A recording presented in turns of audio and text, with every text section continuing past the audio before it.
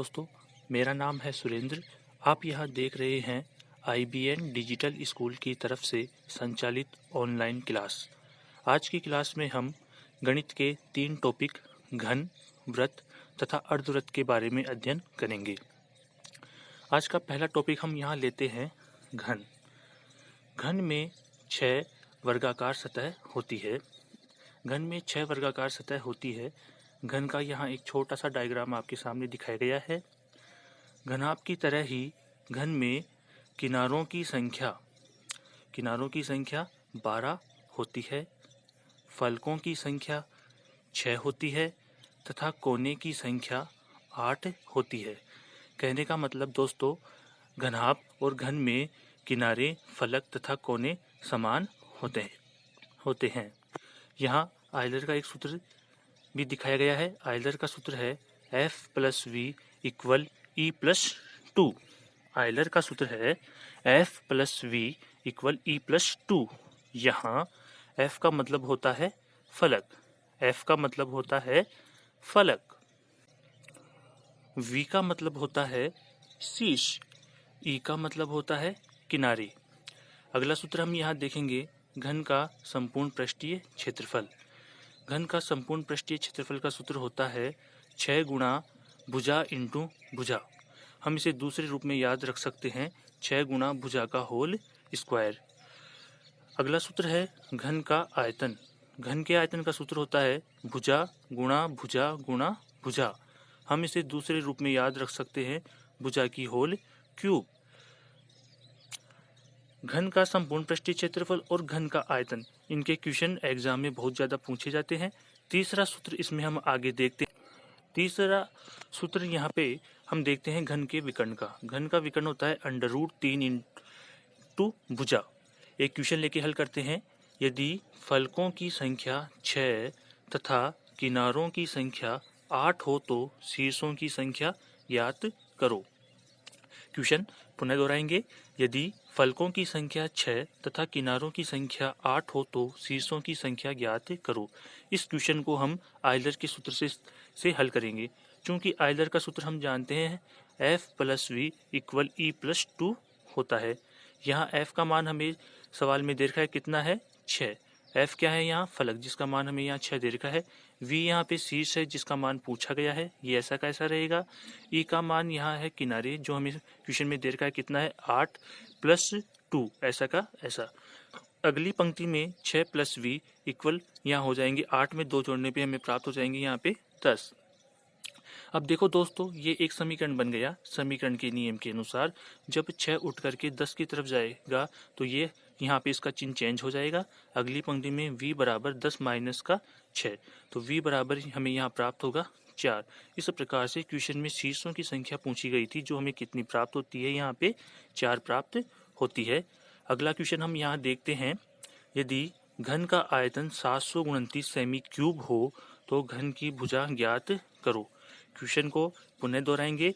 यदि घन का आयतन 729 सेमी क्यूब हो तो घन की भुजा ज्ञात करो। यहाँ पे हमें घन का आयतन दे रखा है। सबसे पहले हम घन के आयतन का सूत्र लिखेंगे। घन का आयतन होता है भुजा क्यूब। घन के आयतन के नीचे उसका मान रख देंगे 729, और भुजा यहाँ पे एब्सेंट है तो यहाँ पे हम भुजा को मान के चलेंगे x, तो x की क्यूब। अगली पंक्ति में x पे से क्यूब हट करके कहाँ चली जाएगी, 729 की तरफ। अब यहाँ हम 729 का घन निकाल लेंगे। 729 का घन हम कैसे निकालेंगे, मैसे विधि द्वारा। सबसे पहले 3 का भाग 729 में देने पे हमें यहाँ प्राप्त होंगे 243। 3 का भाग 243 में देने पे हमें यहाँ प्राप्त होगा 81। 3 का भाग 81 में देने पे हमें यहाँ प्राप्त होगा 27। 3 का भाग 9 में देने पे हमें यहाँ प्राप्त होगा 3। 3 का भाग 3 में देंगे तो हमें यहाँ प्राप्त होगा 1। अब घन में क्या होता है दोस्तों, 3-3 संख्याओं के जोड़े बनते हैं। अगली पंक्ति में यहाँ पे 3-3 संख्याओं के 2 जोड़े हमें प्राप्त होते हैं। प्रत्येक जोड़े में से एक 3 बाहर आ जाएगा और दोनों 3 को गुणा करने पर हमें x बराबर यहाँ 9 सेमी प्राप्त होगा, जो कि यहाँ पे क्या है, घन की भुजा।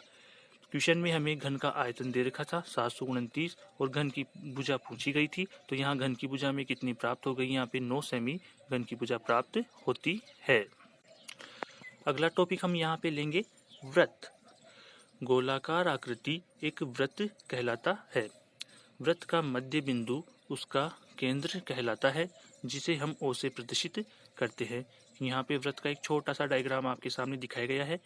O वृत्त का केंद्र है, OB वृत्त की त्रिज्या है और AB वृत्त का व्यास है। चित्र में हम अगर देखें तो O तो क्या है यहाँ पे वृत्त का केंद्र, OB या OA की बात करें तो ये हो जाएगी उसकी त्रिज्या, और AB अगर पूरी रेखा की बात की जाए तो AB क्या हो जाएगी, उसका व्यास हो जाएगा।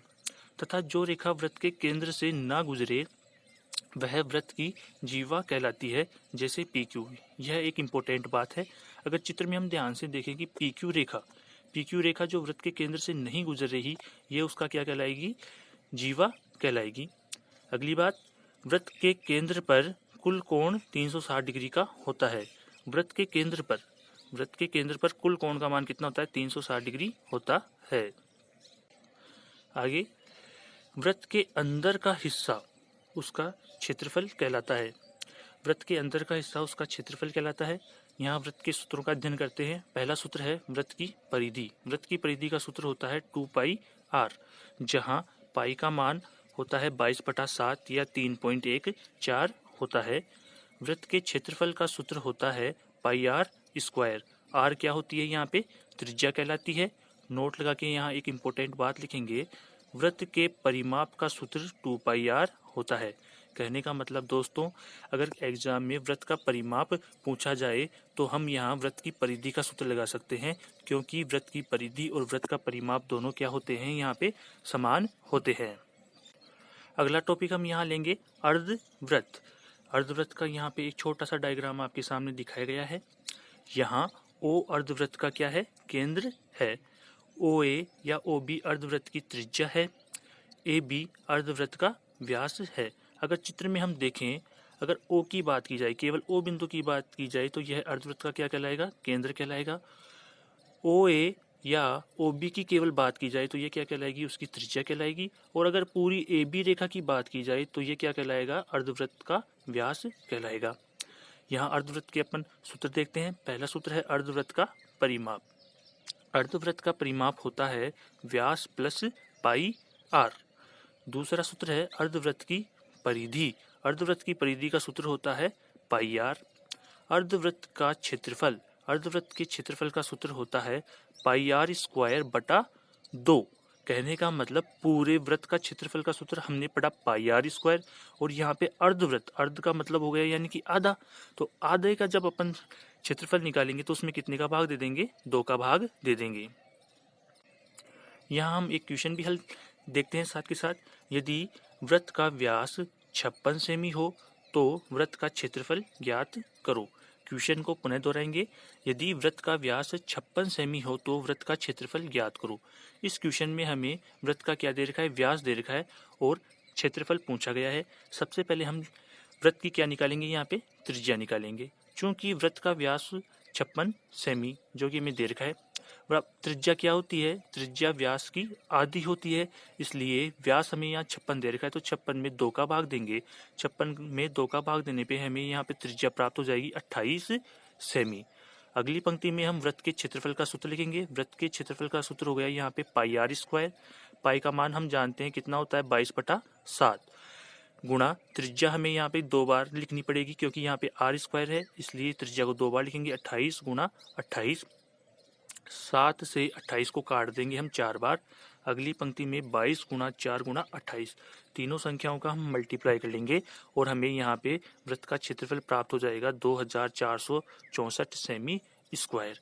इस प्रकार से दोस्तों हम सूत्रों की सहायता से क्वेश्चन को हल कर सकते हैं। आज की क्लास में इतना ही। धन्यवाद।